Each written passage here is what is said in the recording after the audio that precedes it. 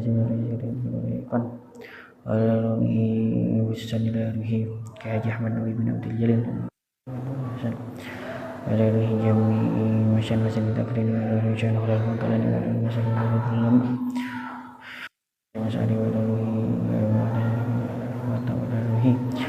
Jalil wa alaihi Abdul Karim wa alaihi Abi Haji Ahmad Ali bin Haji Fahri bin Nasruddin Al-Fatihah. A'udzu billahi minasyaitonir rajim. Bismillahirrahmanirrahim. Alhamdulillahirabbil alamin arrahmanirrahim maliki yaumiddin. Iyyaka na'budu wa iyyaka nasta'in ihdinas siratal mustaqim siratal ladzina an'amta 'alaihim ghairil maghdubi 'alaihim waladdallin. Amin. Bismillahirrahmanirrahim. Qala al-musannif rahimahullahu taala wa nafa'ana bihi wa bi ulumihi fid dharain. Amin. Bismillahirrahmanirrahim. Tawakkaltu 'alal hayyil ladzi la yamut. Ini tetap terkait kelanjutan pembagian ilmu filsafat. Karena sekali lagi Imam Al-Ghazali tidak mengkritik filsafat kosongan, enggak. Imam Al-Ghazali bahkan mensyaratkan orang mengkritik suatu bidang ilmu, dia harus menjadi orang yang sampai kepada puncak ilmu tersebut, bahkan seperti tokoh-tokoh pada ilmu tersebut. Jadi kamu kalau ingin mengkritik Aristoteles misalnya, ya maka ilmunya kamu harus sedalam Aristoteles. Imam Al-Ghazali mengkritik filsafat, di sini beliau memang mencermati betul selama hampir 2 tahun, bahkan diulang lagi hampir 1 tahun, 3 tahun lah totalnya. Beliau mendalami filsafat. Orang secerdas Imam Al-Ghazali sampai mempelajari 3 tahun.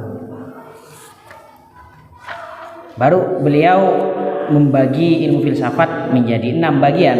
Yang pertama ada riyadiyah, yang berikutnya mantikiyah, tabiiyah, ilahiyah, siasiyah, khuluqiyah. Kemarin-kemarinnya kita telah membahas tentang riyadiyah, ilmu aritmatika, mantikiyah, ilmu logika, tabiiyah, ilmu alam atau fisikal, ilahiyah, ilmu metafisika, ilmu ketuhanan. Tinggal sisanya 2, siasiyah, filsafat politik, dan juga khuluqiyah, filsafat moral atau etika. Kemarin saat pembahasan ilahiyah itu adalah poin pentingnya. Kengawuran filsafat itu di dalam ilahiyah. Bagaimana dalam pandangan siasiyat, dalam pandangan politik? Nah ini. Wa masyasiyatu anapun tining filsafat politik. Fajami'u kalamihim maka tining sekabinah pendapat falasifah fiha dalam siasiyat yarji'u panika balih ponapa jami'u kalamihim ilal hikami daka banyak-banyak hikmah al maslahiyati se bangsa maslahat al muta'alliqati se berkaitan bil umuri kalaban banyak-banyak perkara ad-dunyawiyati se bangsa dunya wal iyalati ban wilayah as-sultaniyati se bangsa kekuasaan. Ilmu siasiyah, filsafat politik, filsafat yang menekuni dalam bidang politik, karena filsafat ya juga diantaranya mengurusi tentang politik. Sekali lagi, filsafat itu dulu seakan-akan seperti nama lain dari ilmu. Jadi matematika ya masuk filsafat, kedokteran ya masuk filsafat, sains secara umum masuk filsafat, ilmu logika ya masuk filsafat, termasuk ilmu tentang tata negara masuk filsafat. Bahkan demokrasi yang kita pakai saat ini kan juga telah dipakai di zaman Yunani dulu. Itu Socrates gurunya Plato itu gurunya Aristoteles ya. Socrates itu kan dihukum gantung, dihukum mati berdasarkan pemilihan. Jadi kebanyakan orang memilih Socrates itu harus mati. Gila diracun katanya. Saking gilanya Socrates. Lah, itu adalah demokrasi.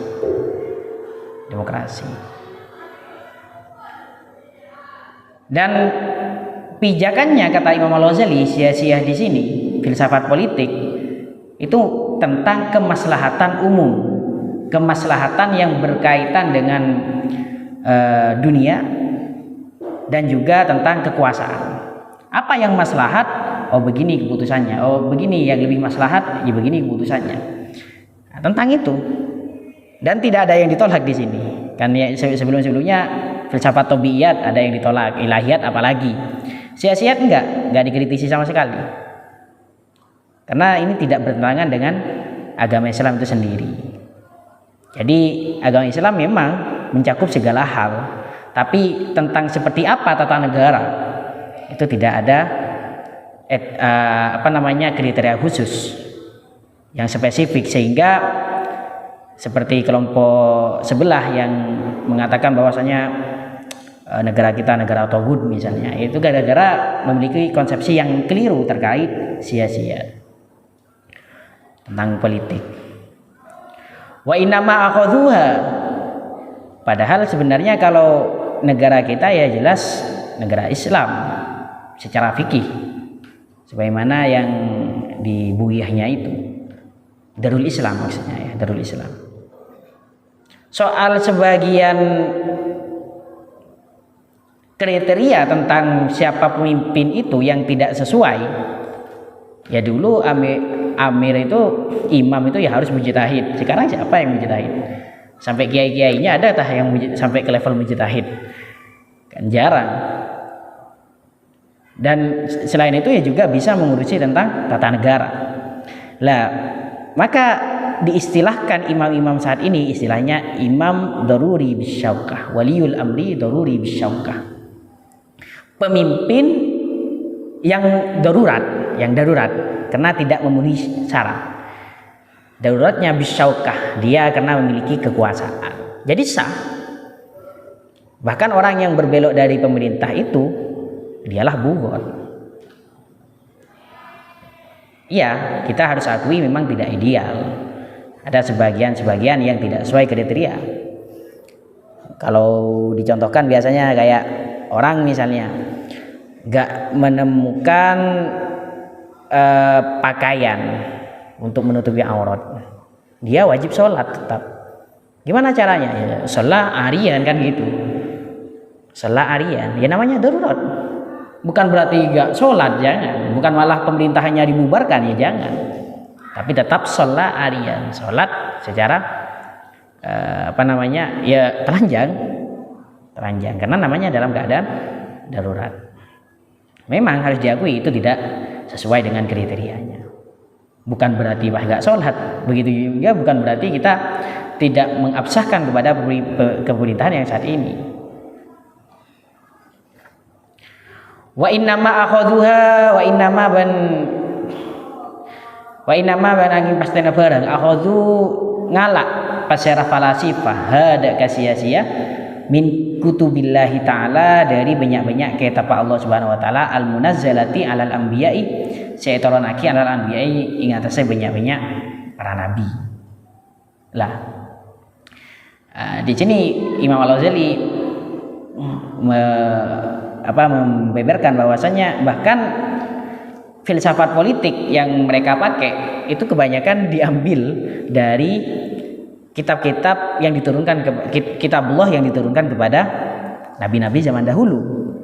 Wa minal hikami, dan banyak-banyak hikmah al-ma'thurati semaktur an salafil anbiya'i, dari lambang banyak-banyak para nabi. Jadi filsafat politik malah isi di dalamnya terkandung mengambil dari kitab-kitab yang diturunkan pada para nabi dan juga kepada kalam-kalam atau hikmah-hikmah yang diucapkan, yang disabdakan oleh para nabi zaman dahulu. Ini. Dan tidak ada kritikan sama sekali tentang filsafat sia-sia di sini. Wamal hulukiyatu anapun tining hulukiyah. Nah, ini yang terakhir ya. Setelah riyadiyat, mantikiyat, ilahiyat, tabiiyat, sia-sia itu juga hulukiyah. Filsafat moral, filsafat jiwa, ya tasawuf lah kalau sekarang. Atau dalam dunia akademisnya ya istilahnya tentang psikologi, itu masuk ke hulukiyah, tentang mental. Wa amal hulukiyah itu anapun tining hulukiyah. fajami'u kalamihim maka tining setejenah pendapat falasifah fiha mengenai hulukiyah dalam hulukiyah yarji'u panika abalih ila hasri sifatin nafsi deka merumuskan banyak-banyak sifatah jiwa wa akhlaqiha ban akhlakah nafas wa dzikri ajnasiha ban notor banyak-banyak jenisnya nafas wa anwa'iha ban banyak-banyak macam nafas wa kaifiyati mu'alajatiha ban carana ngobatin nafas wa mujahadatiha ban merangi nafas. Filsafat hulukiyah itu adalah filsafat yang memang semua pendapat yang berisi tentang pendapat-pendapatnya para falasifah yang mengarahnya itu adalah tentang jiwa, bagaimana cara mengolah jiwa, macam-macam jiwa itu seperti apa, penyakit jiwa itu seperti apa, cara memerangi jiwa itu seperti apa, dan cara menyembuhkan kalau sakit itu seperti apa jiwa itu. Penting kita menjaga kesehatan mental itu penting, lebih penting daripada kesehatan jasmani. Coba katakanlah kalau kita tentang sehat-sehat dan badan secara fisik, coba kita lebih sehat mana kita dengan orang-orang gila itu? Jarang ada orang gila itu sakit-sakit parah, itu jarang. Bahkan waktu wabah COVID itu nggak ada orang gila yang tervonis COVID. Itu ya fakta yang sangat mencengangkan lah istilahnya. Orang gila itu sehat luar biasa, tapi mental mereka yang bermasalah. Akhirnya ya jadilah orang gila. Bagaimana cara mengelola mental? Ya sebenarnya banyak penyebabnya. Misalnya ya orang-orang gila diantaranya ada yang gara-gara misalnya bangkrut, akhirnya dia jadi orang gila. Itu kan berarti dia tidak siap mental. Mentalnya itu bermasalah. Bagaimana pandangan dia kepada dunia itu juga bermasalah. Nah, pengolahan jiwa seperti ini ya bukan hanya akhir-akhir ini saja, enggak. Sekarang kan lagi booming-boomingnya buku-buku yang tentang pengembangan diri. Tapi sejak zaman dahulu pun itu memang sudah ada pembahasan-pembahasan tentang pengolahan jiwa. Pengolahan jiwa seperti apa? Bahkan para filsuf zaman dahulu pun ya juga memang ada yang menekuni terkait khuluqiyah, tentang moralitas. Wa innama ban angin pastena bareng akhadhu ngalak pasara falasifah hada ka khuluqiyah min kalamis sufiyatih, dari pendapat para sufi. Dapat dari mana para filsuf itu tentang ilmu pengolahan jiwa? Dapat dari mana? Ya dari para sufi. Dari para sufi. Dan para sufi pun itu sudah ada ya dari zaman dahulu. Dari zaman dahulu. Seperti kalau yang dicontohkan di sini Ashabul Kahfi. Ashabul Kahfi termasuk para sufi. Seperti itulah mereka mengambil dari rujukannya itu kebanyakan dari para sufi. Siapa para sufi itu? Kalau ada orang bertanya siapa para sufi itu? Wahum halatinin sufiyah al-muta'allihuna panika banyak-banyak orang se ahli ketuhanan. Orang se religius istilahnya. Muta'allihun, orang-orang yang memang menekuni dalam bidang ketuhanan. Wal mutabiruna ban orang banyak-banyak orang yang rajin ala dzikrillahi cakang ala dzikrillahi ing atase zikir dak Allah Subhanahu wa taala. Wa ala mukhalafatil hawa ban cakang ing atase nolajanin dak ka hawa nafsu. Wasulukit torikih bancakang menempuh jalan ilallahi ta'ala deka Allah subhanahu wa ta'ala bili rodi kalaban mingo an maladzid dunya, dari tempat pengasingan dunia. Siapa para sufi itu? Para sufi itu adalah orang al-muta'allihun dan juga orang yang religius dan juga orang yang tekun tekun berzikir kepada Allah, dia rajin memerangi nafsu, tidak manut kepada nafsu, dia rajin mendekatkan diri kepada Allah Subhanahu wa taala, menjauhkan diri dari belenggu dunia. Nah, itu yang para sufi ya. Karena ketekunan itu ya, maka itu istilahnya hasil tidak akan mengkhianati proses. Wa qadin kasafah ban ongkongku kabuka lahum ikan di sufiyah fi mujahadatihim idalem ku ongkuna sufiyah min akhlaqin nafsi, dari akhlaka jiwa, wa uyubiha ban aib nafas, wa afati a'maliha ban penyakitah banyak-banyak kelakuan nafas, apa yang terbuka bagi apa yang dia dapatkan dari setelah dia memerangi nafsu, setelah dia istilahnya meneliti tentang etika jiwa dan juga aib-aibnya. Apa yang nampak kepada mereka? Penapa bareng sorohu se ajlasaki pasera sufiyah, sorohu se ajlasaki pasera sufiyah biha kalaban dari karena dia setelah dia itu memerangi nafsu, akhirnya dia pengalaman, para sufiyah pengalaman terkait apa yang dia kerjakan. Oh, ternyata kalau hati saya begini, oh cara menyembuhkannya begini. Akhirnya lahirlah kalam-kalam hikmah dari para sufiyah. Nah, itulah yang diambil oleh para falasifah ini. Fa akhadaha maka ngala hadaka ma sarrahu al falasifatu pasera falasifah, wa mazajuha ban nyampor pasera falasifah hadaka ma sarrahuha bi kalamihim kalaban masarahu biha, maksudnya ya, bi kalamihim kalaban buna falasifah, pendapat falasifah. Nah, setelah jadi falasifah setelah mengetahui kalam-kalam hikmah tersebut, yang mana kalam hikmah itu muncul dari proses bagaimana pengalaman para sufi itu memerangi nafsu, menaklukkan nafsu itu bagaimana, dan itu bukan hal yang mudah. Makanya baginda Nabi Muhammad SAW setelah peperangan ke para sahabatnya menyerukan, kita telah kembali dari jihad asghar menuju kepada jihad yang akbar. Jihad akbar dikatakan ya adalah memerangi hawa nafsu ini. Memerangi hawa nafsu itu sulit.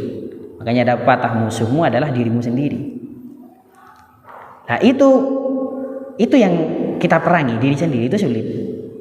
Nah, para sufiyah mereka telah berhasil sehingga menyimpulkan dan memberikan kepada kita bagaimana cara-caranya.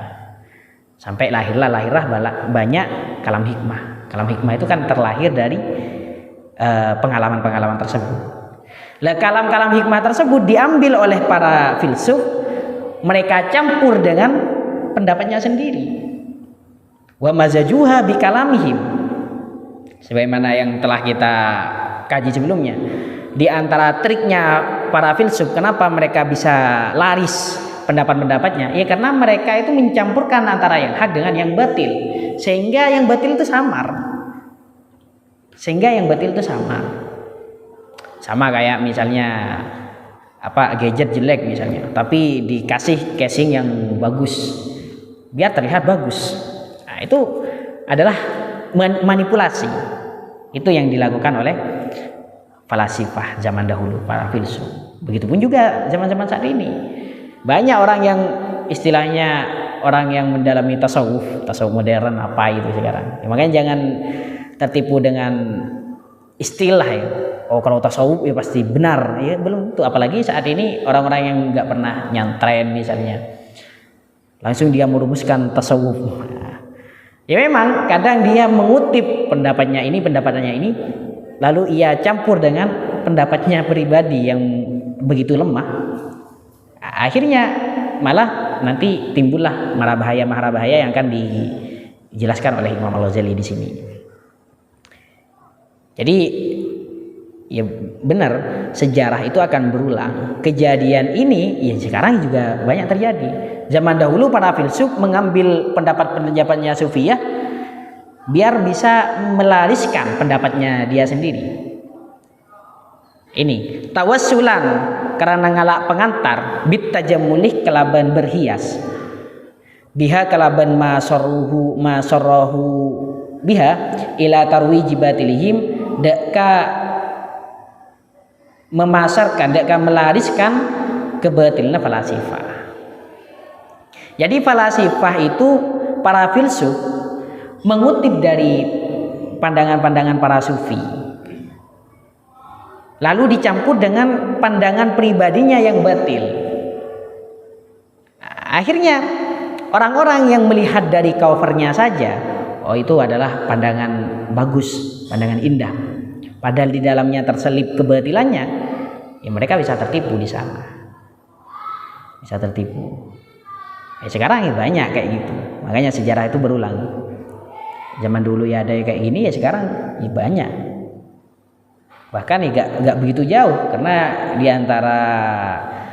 antara yang banyak ya sekarang ya tentang orang-orang yang sok tasawuf istilahnya. Dia belum mengerti betul tentang tasawuf, tapi ya dia memodernkan tasawuf dengan cara yang keliru, menyelipkan pendapat-pendapat yang syubhat. Itu banyak sekarang bermodalkan tasawuf.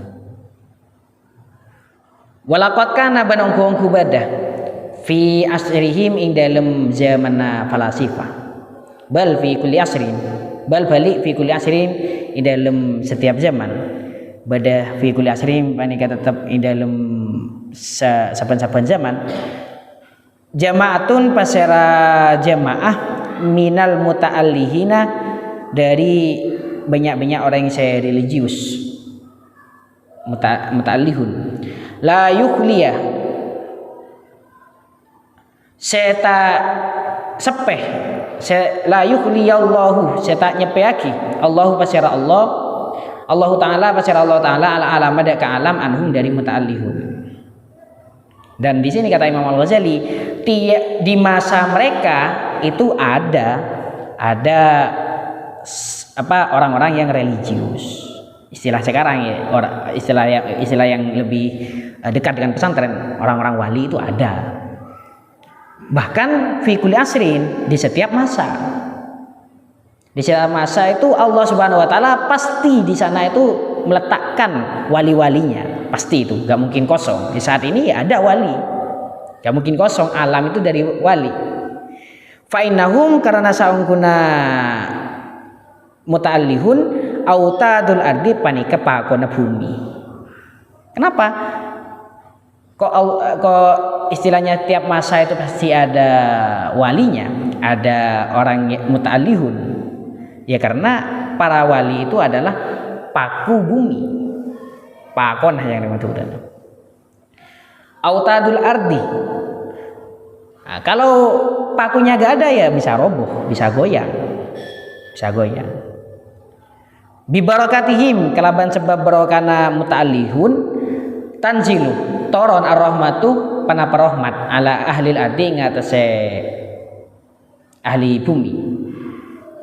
Justru rahmat-rahmat yang turun itu ya karena sebab barokahnya para paku bumi ini, para wali ini, wali-wali autad istilahnya. Dari sana rahmat itu diturunkan oleh Allah Subhanahu wa taala ya karena sebab barokahnya dari para wali. Tahu dari mana? Ini bahkan ada hadisnya, kama akati bareng warada warid panapa ma fil khabari dalam hadis haitsu qala inalaikana adabu haitsu qala sallallahu alaihi wasallam inalaikana adabu pasara Nabi sallallahu alaihi wasallam panapa tabunah bihim yumtaruna wa bihim yurzaquna bihim kalaban aulia yumtaruna iojen aki pasera sampean kapi wabihim ban kalaban para aulia yurzakuna panikai paring rezeki pasera sampean kapi. Hal ini sesuai selaras dengan sabda baginda Nabi Muhammad SAW. Sebab para walilah kita itu ya diberi rezeki. Sebab keberkahan dari para walilah ya hujan. Nah, itu adalah autadul ardi, paku dari bumi. Jadi keseimbangan bumi itu ya juga berkat keberadaan para wali. Secara batinnya ya kayak gitu. Jadi bukan hanya dilihat secara zahir saja. Ya secara zahir ya kita misalnya ada kepemerintahan, ada sistem di sana, ada aturan secara zahir, ada struktur pengelola secara zahir. Oh ada pemerintah, ada bupati, ada camat, ada kepala desa, itu secara zahir. Secara batinnya pun juga ada, secara nilai spiritual pun juga ada strukturnya seperti itu. Ya sama kalau acara lah, kita kalau ada acara, ada yang tampil di depan panggung ya, ada yang behind the scene, ada yang di balik layar. Acara itu gak mungkin terselenggara seperti itu kalau hanya ada pembawa acaranya saja. Gimana kalau misalnya gak ada tim kreatifnya yang mau masang bannernya, yang mau mempersiapkan tempat-tempatnya, gak ada panitia parkirnya, gak ada panitia ininya, gak mungkin ada acara itu. Jadi keberadaan acara, keberlangsungan acara, kemeriahan acara itu karena ada dua panitia, yang mana panitia itu tampil di depan layar, ada yang di belakang layar. Mirip seperti itu apa yang ada hakikatnya pada bumi yang kita pijaki saat ini. Jadi memang ada pengelola yang secara lahiriah, ada yang pengelola secara batinnya, yaitu adalah para wali. Para wali. Ya, sebab mereka ada keseimbangan di sini, keseimbangan. Sesuai dengan sabda baginda Nabi Muhammad SAW, bihim yumtaruna wa bihim yurzakuna. Wa minhum, ban setengah dari muta'allihun kan abada ashabul kahfi, pasera ashabul kahfi. Di antara para sufiah zaman dahulu itu adalah ashabul kahfi. Itu kisah yang termaktub di dalam Al-Qur'an, yang tidur sekian ratus tahun di gua. Wa kanu ban bada pasera ashabul kahfi fi salafil azminati, dalam lambeeng banyak-banyak zaman alama ngatasi bareng natoko se ada buakin bihi kalaban ma Al-Qur'anu penapa Al-Qur'an, sebagaimana yang termaktub di dalam Al-Qur'an. Ashabul kahfi itu termasuk juga muta'allihun yang menjadi autadul ardi. Fatawallada, maka lahir min masjihim, dari nyampor falasifah kalaman nubuwati, deka perkataan nabi, wa kalamas sufiyati, ban perkataan para sufi, bikutubihim kalaban banyak kitab falasifah, afatani lahir, afatani kenapa dua mara bahaya, dua penyakit. Setelah falasifah mencampur aduk antara perkataan para sufi, para nabi, dicampur aduk dengan pendapat pribadinya oleh para filsuf itu, maka terjadilah dua penyakit. Apa saja? Afatun fi haqqil qabili wa afatun fi haqqir radi. Afatun nyatana situng afat fi haqqil qabili, tetap di dalam hakka orang seneremah. Wa afatun, ban situng afat fi haqqir radi, di dalam hakka orang senolak. Jadi ya kayak buah simalakam, mundur kena, maju kena. Ini pun juga begitu. Setelah terjadi pencampuran antara dauh-dauh para para sufi, sabda-sabda para nabi, yang mana hal itu jernih, yang mana hal itu menyegarkan, bermanfaat, dicampur aduk dengan kebatilan para filsuf di dalam kitabnya para filsuf. Apa yang terjadi? Ya maka itu menjadi sebuah penyakit. Dua buah penyakit. Satu penyakit kepada mereka yang pro kepada hakil qabil, satu penyakit kepada mereka yang kontra. Jadi pro juga ada penyakitnya, kontra pun juga ada yang penyakitnya. Yang nerima terhadap kitab itu pun juga bisa saja dia terjangkit penyakit, yang menolak pun juga bisa terjangkit penyakit dari proses pencampur adukan antara kebenaran dengan kebatilannya para filsuf tadi itu. Ya sekarang ya apa? Ya kayak buku-buku umum lah, buku-buku istilahnya buku-buku luaran, yang tentunya itu kan campur aduk lah. Atau meskipun sebagiannya misalnya mengutip dari pendapat-pendapatnya ulama, sebagiannya itu mengutip pendapat-pendapat ilmuwan Islam, tapi itu tercampur baur bahkan dengan kebatilan-kebatilan. Nah, bagaimana statusnya? Itu ya penyakit. Bagi yang menerimanya penyakit, bagi yang menolaknya juga penyakit. Bahaya bagi yang menerimanya, bahaya juga bagi yang menolaknya. Itu akan dibahas semua, diulas di sini. Amma afatuhu fi hakiman raddahu. Nah, ini dibahas dari orang yang menolaknya. Jadi ada buku misalnya, oh ini dari buku barat misalnya, oh ini terjemahan barat, buku-buku barat. Oh langsung kita tolak. Bahaya juga, menolaknya pun juga bahaya. Amma afatuhu ana penting afatah khuluqiyah. Fi hakiman ingat sehaka orang radda senolak. Paseraman huda kahuluqiyah fa'adimatun maka panika raja. Itu perkara besar menolaknya itu. Kenapa? Karena dzannat nyangka taifatun pasera segolongan minat du'afaih dari orang yang lemah akal. Banyak orang yang lemah akal. Anna dzalikal kalama cak songkuna kadisa perkataan idkana lamun badah penapa dari kalam mudawanan panika itu lesfi kutubihim in dalam kitab banyak kitab falasifah wa mamzujan ban tercampur bibatilihim kalaban kebatilan falasifah yang bagi pantas ayuh jarah penapa kotu ijawaki wala yudkarah ban tak ibu sebut bali yungkaru bali ingkaren ala kulli man ing atas saban-saban orang yadkuru senotor penapa man hudaka dalikal kalam li annahum karena saung kuna du'afa idza lam yasma'uhu dalam nalikana tak mireng pasera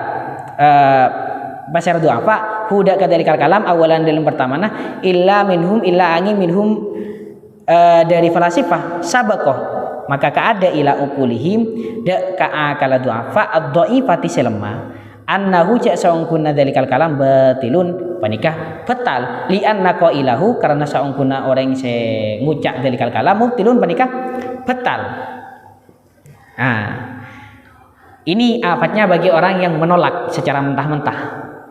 Oh, pokok yang datang dari orang luar Islam misalnya yang ditulis dari non muslim berarti salah semua.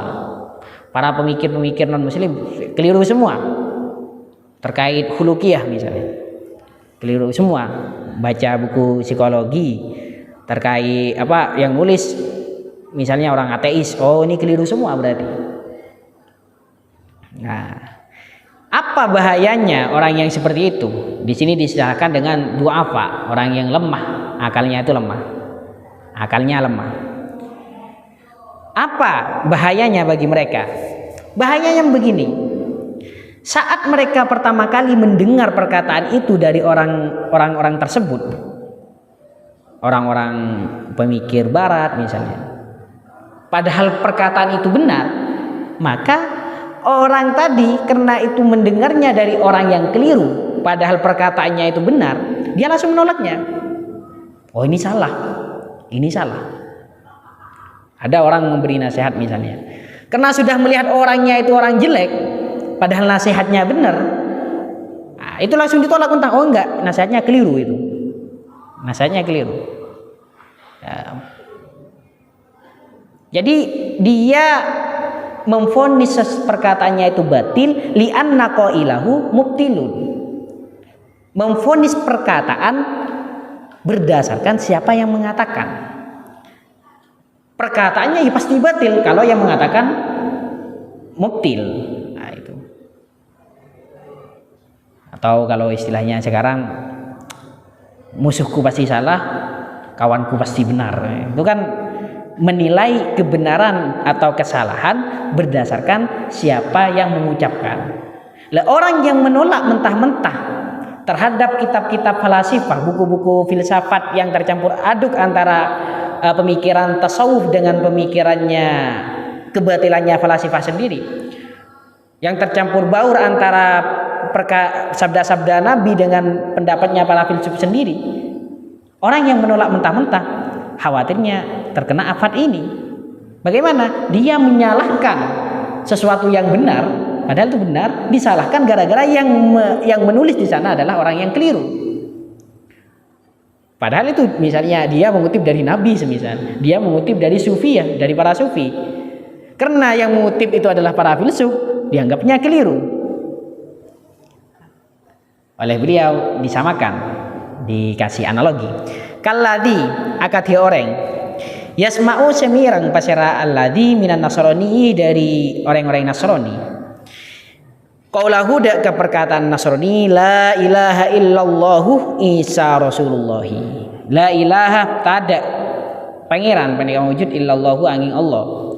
Isa kini Nabi Isa Rasulullahi panika utusna Allah. Fayungkiruhu maka ingkar pasara alladhi huda ka qaul wa yaqulu ban ngucap pasara alladhi hada kalamun nasara da kalafat hada kalamun nasara hada tining panika kalamun nasara panika perkataan Nasrani orang Kristen wala yatawaqqafu ban ta oning pasara alladhi raitsama yata'ammalu in dalam masa mikir pasar alladhi anna nasraniyah jak sangkuna nasrani kafirun panika kafir bi tibari hadal qauli kalaban lang milang panika tong mitong panika perkataan au bi tibari ingkarihi otabah kalaban tong mitong ingkarah nasrani nubuwata Muhammadin alaihi salatu wassalam dak ka kenabinah Nabi Muhammad sallallahu alaihi wasallam. Lah orang yang seperti itu kata beliau sama persis dengan orang yang mendengar perkataannya Nasrani yang asli, ya, Nasrani apa? Jadi gini, orang kafir kitabi itu adalah mengesahkan Allah Subhanahu wa Ta'ala. Jadi tetap la ilaha illallah, tidak menguluhiyahkan, tidak menisbatkan keilahian kepada Nabi Isa. Hanya saja kenapa dia masih dikatakan kafir? Dikatakan kafir gara-gara dia tidak mengimani kepada baginda Nabi Muhammad sallallahu alaihi wasallam. Lah, sekarang saat mendengar kata-kata la ilaha illallah Isa Rasulullah dari orang-orang Nasrani yang kafir kitabi Nasrani ini, la ilaha illallah la ilaha illallah Isa Rasulullah. Dia para duafa tadi itu, orang yang lemah akal tadi itu, oh ini perkataan Nasrani, ini keliru, ini perkataan kafir ini. Tanpa dia berpikir, semisal coba berpikirlah, orang Nasrani itu kafirnya dari mana? Apa dari gara-gara mengatakan la ilaha illallah Isa Rasulullah, atau gara-gara dia mengatakan atau gara-gara dia tidak mengimani kepada kenabian baginda Nabi Muhammad sallallahu alaihi wasallam? Kalau dia berpikir bahwasannya orang Nasrani itu kafirnya gara-gara mengingkari kenabian baginda Nabi Muhammad sallallahu alaihi wasallam, maka berarti tidak ada masalah dengan perkataan la ilaha illallah Isa Rasulullah, bahkan perkataan betul. La ilaha illallah ya memang betul, tidak ada Tuhan selain Allah. Isa Rasulullah ya memang betul karena Nabi Isa itu memang utusan Allah Subhanahu wa Ta'ala. Apanya yang keliru di sini? Nah, itu perumpamaannya. Orang yang langsung menolak mentah-mentah gara-gara menghakimi karena yang mengucapkan itu adalah orang yang tidak sesuai dengan dirinya. Itu sama kayak gini.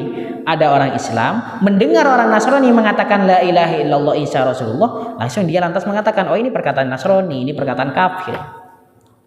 Dia memvonis sesuatu itu batil li'anna qailahu mubtilun.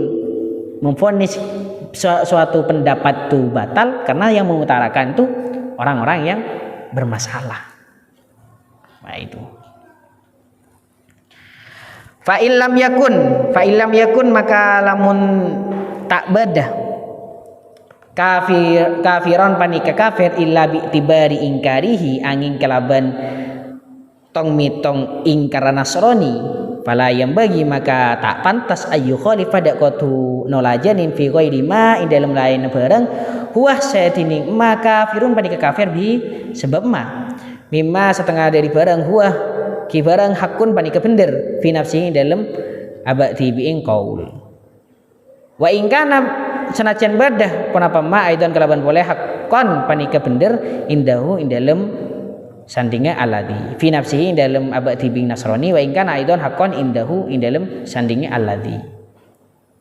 Jadi kalau kita telah mengetahui bahwasanya penyebab kekafirannya Nasrani itu adalah gara-gara ingkarnya Nasrani kepada baginda Nabi Muhammad SAW, maka perkataan tersebut ya tidak keliru dan tidak layak kita itu harus berselisih dalam segala hal karena tidak semuanya keliru. Tidak semuanya keliru. Ada kalanya menurut kita benar, menurut mereka pun juga benar. Nah, itu ada kalanya ya kayak gitu. Itu masalahnya bagi orang yang afat, bagi mereka yang langsung menolak memvonis sesuatu berdasarkan siapa yang mengatakan. Ini dipertegas lagi oleh beliau. Wahadihi tining panikah. Adatu du'afa'il ukulih panikah kebiasaana orang yang lemah akal. Banyak-banyak apes, banyak-banyak akal. Ya'rifuna ngaoningi pasera du'afa'il ukul, pasera du'afa'ul ukul al-haq kodak kebenaran birrijali kelaban banyak-banyak tokoh. Lar rijalah bil haqqi puntan ngaoningin ar-rijalah deka tokoh bil haqqi kelaban kebenaran.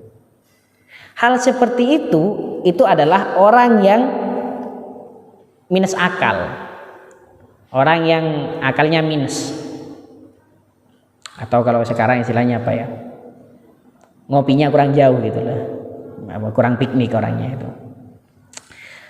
Orang yang lemah akal itu dia itu mengetahui kebenaran berdasarkan tokoh, bukan mengetahui tokoh ini benar sesuai dengan kebenaran. Nah, itu. Oh, jadi kan ada sebuah pendapat ini benar apa salah? Oh benar. Kenapa kok tahu kalau ini benar? Karena yang mengatakannya itu adalah orang yang benar. Nah, gitu. Bukan memvonis tokohnya, tokoh ini benar apa salah? Oh benar. Kenapa? Karena pandangannya benar. Nah, seharusnya kayak gitu.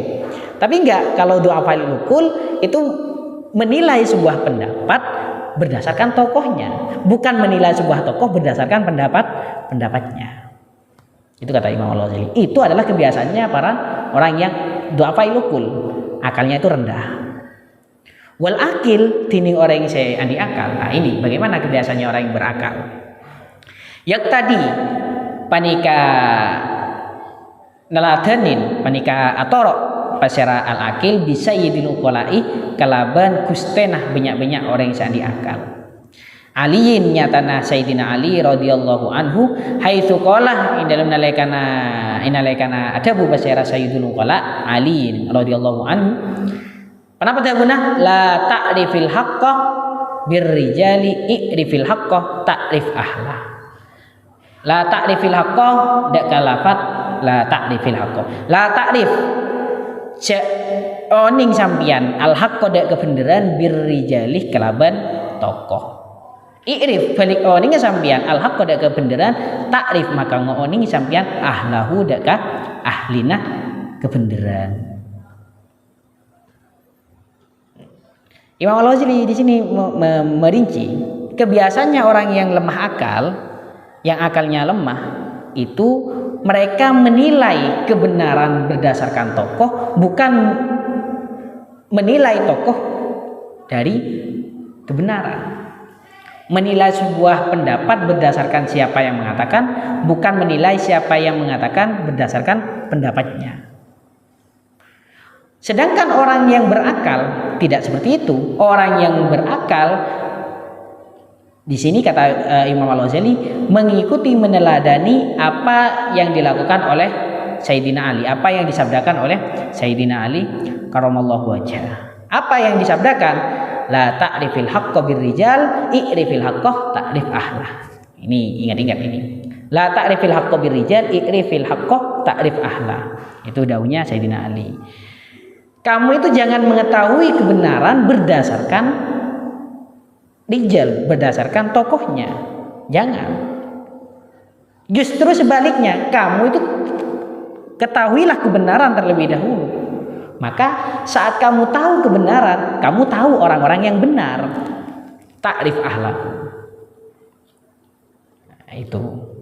Jadi ya gitu prosesnya. Memang kita harus mengetahui kebenaran. Setelah kita mengetahui kebenaran, kita bisa mengkonfirmasi, oh tokoh ini benar, tokoh ini salah. Oh ini benar, ini salah. Bukan berarti oh ini daunnya siapa? Oh ini daunnya A, oh berarti ini benar. Bukan begitu. Itu kalau orang yang berakal. Fal akil maka tining orang yang seandi akal. Orang yang bijak nih. Ya'rifu panika ngaoningin pasara akil al-haqq dak kebenaran. Summa yanzuru maka pas ngolatin ngaoningin pasara akil fi nafsil ukuli ing dalem kahanana pendapat. Fa in kana maka lamun badah pon apa qaul haqqon panika bener qabilah maka neremah pasara akil huda ka qaul.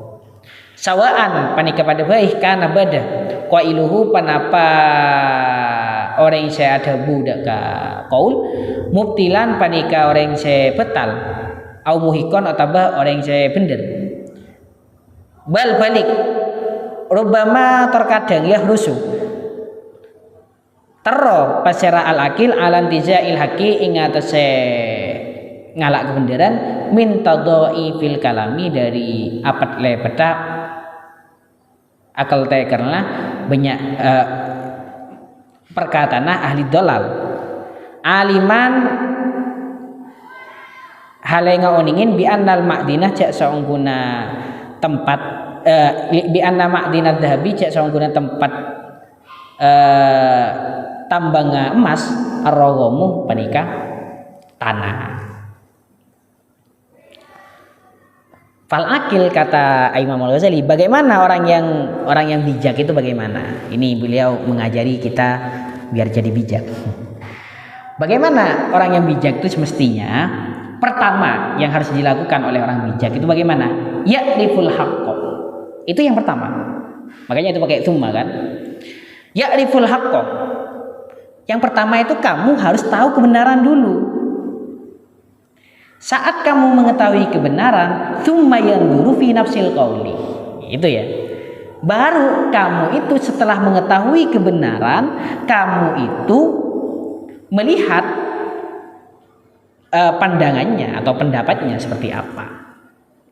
Fa in kana haqqan qabilahu. Sawa'an kana qailuhu mubtilan au muhiqqan.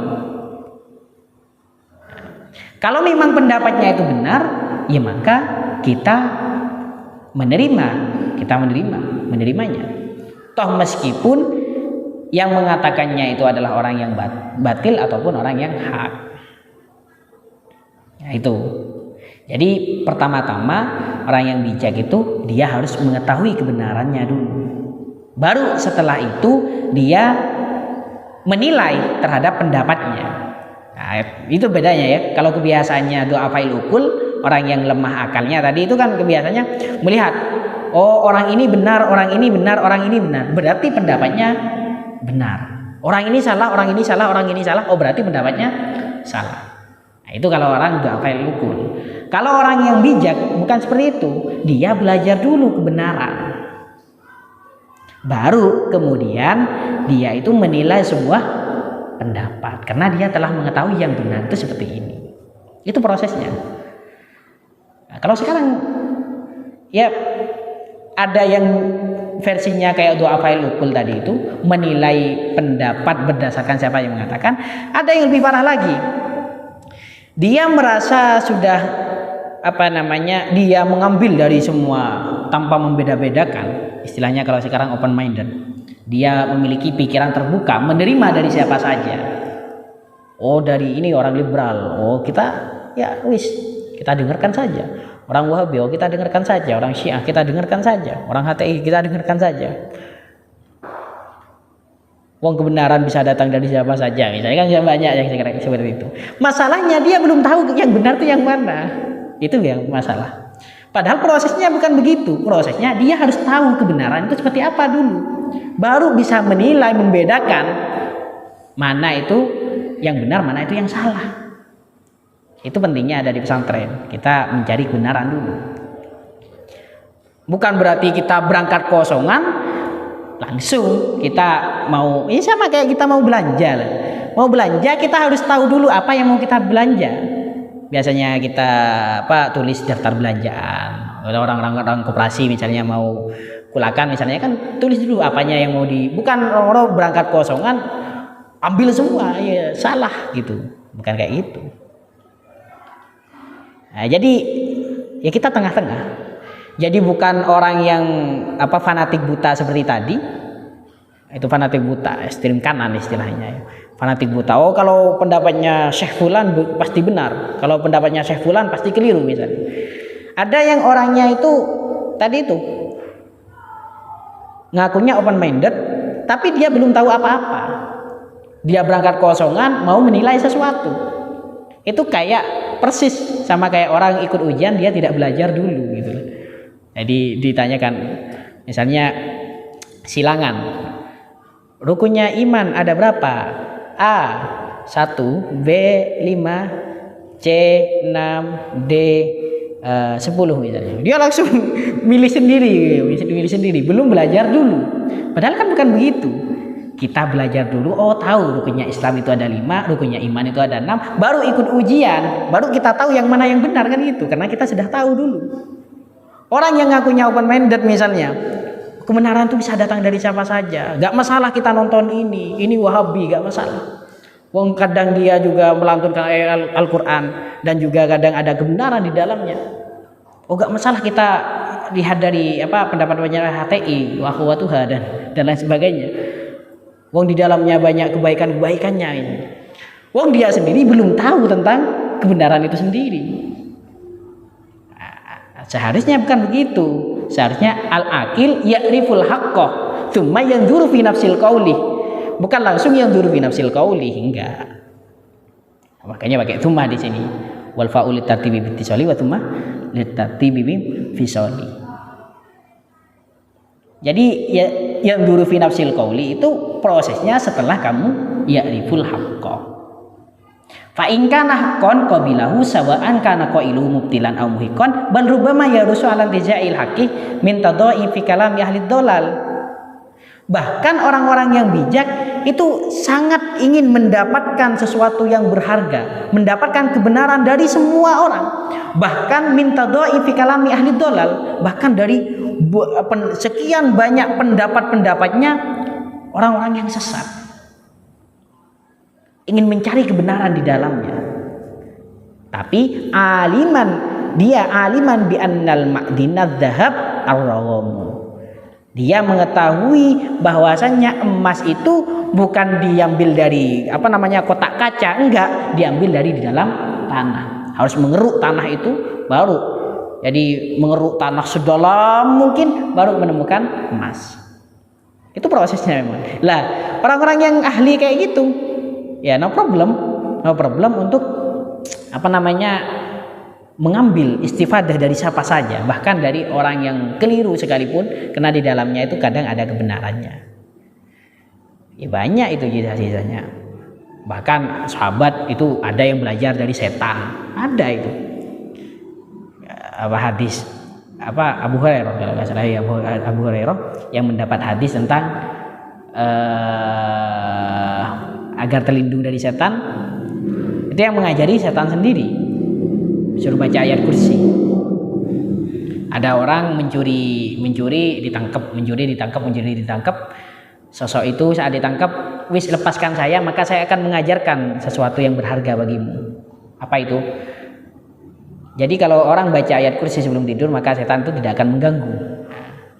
Itu ternyata dari setan, mendapatnya dari setan. Tapi kebenaran.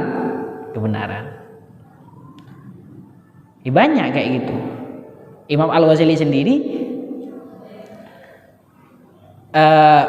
pernah mendapat hidayah, pernah mendapatkan petunjuk itu saat dirampok, dari perampok malah. Jadi Imam Al-Ghazali rihlah mencari ilmu, pulang-pulangnya dirampok. Mirip-mirip dengan sejarahnya Syekh Abdul Qadir Al-Jilani itu. Dirampok tentunya karena memang rihlahnya itu dalam rangka mencari ilmu. Hal yang paling oleh beliau itu sayangi, yang paling eman istilahnya beliau kalau itu sampai dirampas, itu adalah catatan-catatan beliau mencari ilmu. Kalau hartanya agak masalah diambil semua, monggo. Tapi kalau itu buku itu tolong kembalikan. Tolong buku itu jangan diambil. Nah, akhirnya si perampok tadi itu bilang ke Imam Al-Ghazali, kamu itu gimana? Berarti ilmu kamu itu bukan ada di hati kamu, enggak. Ilmu kamu ada di bukunya itu. Buku kamu hilang, berarti ilmu kamu juga hilang. Al-ilmu fis sudur la fis sutur. Al-ilmu fis sudur la fil kutub. Al-ilmu fis sudur ya di hati, bukan fis sutur, bukan di di lembaran-lembaran ini, bukan. Itu yang mengucapkan adalah perampok. Ya, kebenaran itu dari mana aja bisa. Tapi syarat pertamanya harus fal akil ya'riful haqqah tsumma yanzur fi nafsil qaul. Itu prosesnya. Jangan langsung lompat. Wala ba'sa 'ala sarrafi. Ya, ini wala ba'sa. Bentak masalah. No problem. 'Ala sarrafi ing atase orang yang ahli nukar emas, ahli ngelola emas. In adkhala lamun memasok pasir sarraf ya dahuda kata nang sarraf fi kaisi qallabi dalem kantonga orang yang saya ahli nyampor wantiza al ibriza ban nyampor emas murni wantiza al ibrizal khalisah ban nyampor al ibriza ka emas al khalisah murni minaz zaifi dari emas palsu al bahraji imitasi. Mahma kana selaki nabadah pasyara sorok wa thiqon panika akurat terpercaya autentik bibasiratihi kelaban kaoningna sorok penglihatna sorok. Orang yang ahli bisa membedakan emas yang asli dengan emas yang palsu. Sering tukar barang, tukar emas. Itu gak ada masalah kata beliau, mau ngambil emas dari mana saja. Bahkan fikaisil kolab itu orang yang sering menyampurkan emas yang asli dengan emas yang palsu, dicampur. Kalau yang orang yang ahli ya monggo silahkan di sana itu ambil, tapi ambil yang asli karena dia ahli, dia tahu mana yang palsu, dia mana tahu yang asli. Kamu tahu tentang HP misalnya, terserah datang ke konter mana saja, bahkan di antah berantah atau di pinggir jalan enggak masalah. Kamu mau tahu mana itu yang yang original misalnya, mana yang itu emailnya terbaca, mana yang itu kamu tahu, baru kamu terserah belanja di mana saja. Sama kayak misalnya orang-orang desa kan kadang takut untuk belanja online, ada sebagian takut ketipu. Iya, bagi orang-orang yang biasa. Tapi kalau orang-orang yang sudah lihai, nggak masalah belanja di mana saja.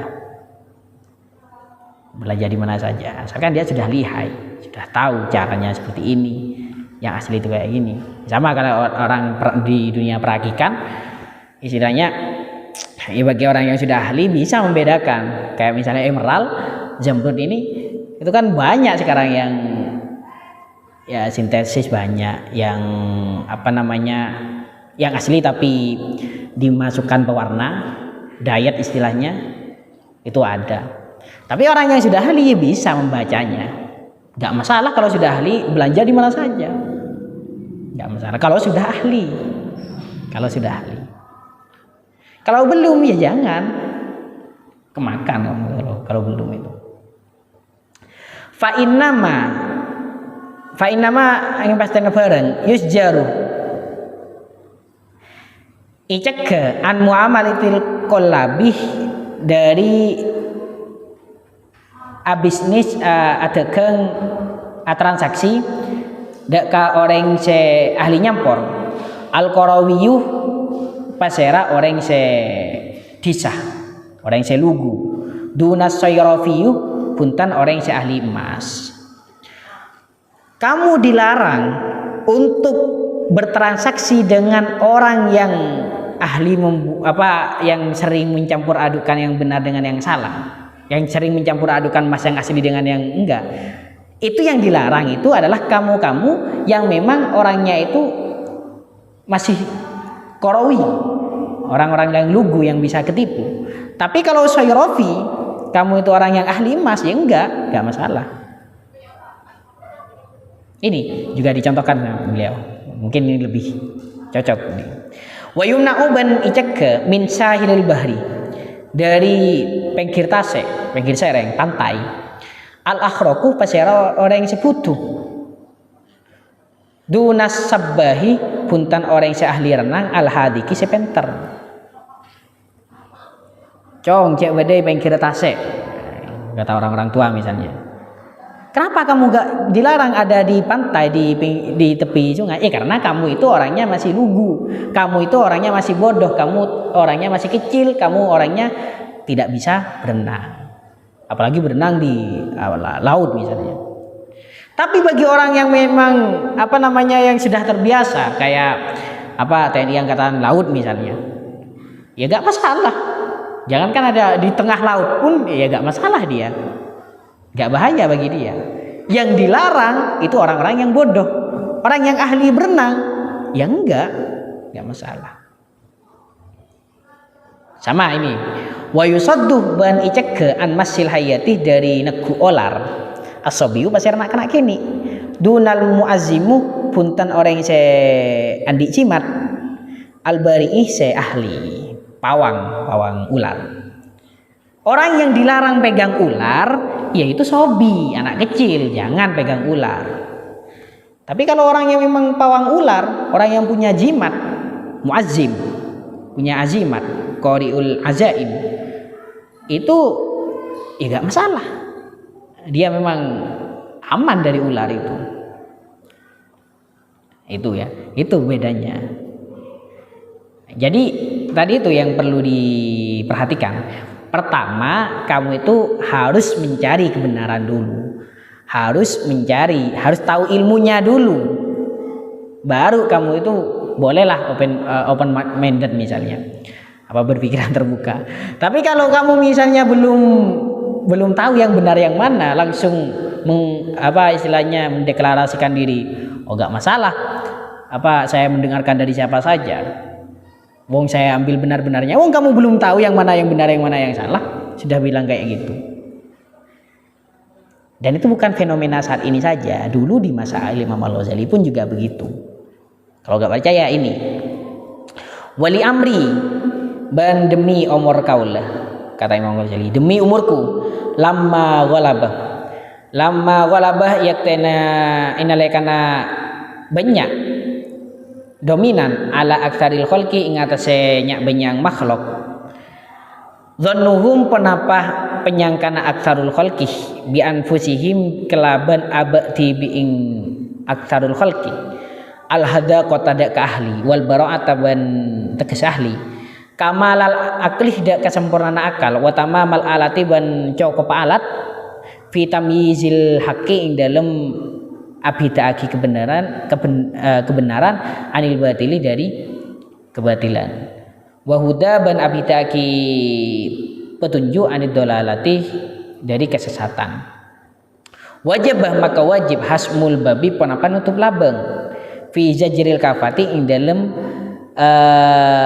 ngalangin orang banyak an mutolaati kutubi ahli dolalati dari ajar banyak ke tepah ahli kesesatan ma'amkana sebisa mungkin, ma'amkana selakina mungkin. Nah ini kata beliau, demi umurku kata beliau, kata Imam Al-Ghazali, sekarang ini ketika banyak orang yang merasa dirinya sudah sempurna akalnya, merasa pintar, merasa dia sudah ahli, padahal enggak, tentunya gitu yang dimaksud, padahal enggak, ya maka ya dilarang saja orang-orang itu, dilarang mutolaah kitab-kitabnya orang yang sesat. Kalau sekarang misalnya, kalau sekarang kan jarang orang mutolaah kitab sesat, baca kitab yang benar saja jarang gitu. Anolah nonton tayangan-tayangan sesat, pendapat-pendapatnya orang sesat, ya kayak itu. Seharusnya dilarang. Wajibah hasmul babi. Kenapa? Karena pada waktu itu, pada zaman sekarang, baik di zamannya Imam Al-Ghazali apalagi zaman saat ini, banyak orang yang belum ahli sudah merasa ahli. Banyak orang yang sudah merasa sudah memiliki alat cara membedakan mana yang benar, mana yang salah, padahal belum. Sama kayak misalnya orang belum pakai azimatnya, dia pegang ular gitu lah. Dia merasanya dia sudah kebal, padahal enggak, digigit mati dia. Dia hanya merasa aja. Nah, maka ya harus dicegah. Karena banyak orang yang kepedean kayak gitu, banyak. Ya orang yang belum bisa berenang, sangat ahli berenang, jangan sampai dia dilarang jangan ke tengah lautan. Kalau hanya tahu dikit-dikit sudah merasa bisa ke tengah lautan, ya tenggelam dia, mati juga dia. Itla yaslamuna, karena tak selamat pasyarak aktarul khalqi anil afati tsaniyati dari afat nomor 2 allati sanadkuru se bakal notor pasyarak kaulah ada ka afat atsaniyah aslan kalaban sama sekali, karena tidak mungkin selamat dari afat tersebut. Yang dimaksud oleh beliau afat yang kedua yang akan dipaparkan nanti. Wa insalimu ban sanacina selamat an hadil afat dari panika afat alati dakarnaha telah nyebut pasara kaulah hadaka hadil afat. Kata beliau, kenapa kita harus menutup pintu rapat-rapat, jangan memutolaah kitab-kitabnya penulis-penulis orang yang sesat. Kenapa kok kita harus menutup rapat-rapat? Kalau sekarang jangan kamu menonton tayangan-tayangannya orang sesat, jangan menonton tayangan-tayangan aliran-aliran sesat, jangan menonton pendapat-pendapatnya orang liberal, jangan mendengarkan pendapat-pendapatnya orang radikal misalnya. Padahal mereka kadang yang disampaikan kebenaran. Kenapa ditutup? Karena kata beliau, toh meskipun semisal kamu selamat dari afat yang sudah disebutkan tadi itu, afat yang pertama, kamu tidak akan selamat, kata beliau, la yaslamuna anil afati tsaniyati allati sanadkuruha aslan. Kamu tidak akan selamat dari afat yang kedua. Meskipun afat yang pertama kamu mungkin saja selamat, afat yang kedua kamu tidak mungkin selamat, kata beliau. Ya wis, tutup saja pintu itu. Yang selamat bagi kamu ya sekarang jangan baca tulisan-tulisannya orang-orang sesat, jangan nonton video-videonya orang-orang sesat, jangan. Oh ini enggak kok, saya hanya ingin melihat mencari kebenarannya saja. Masalahnya kamu itu sudah ahli enggak membedakan yang mana yang benar, mana yang salah?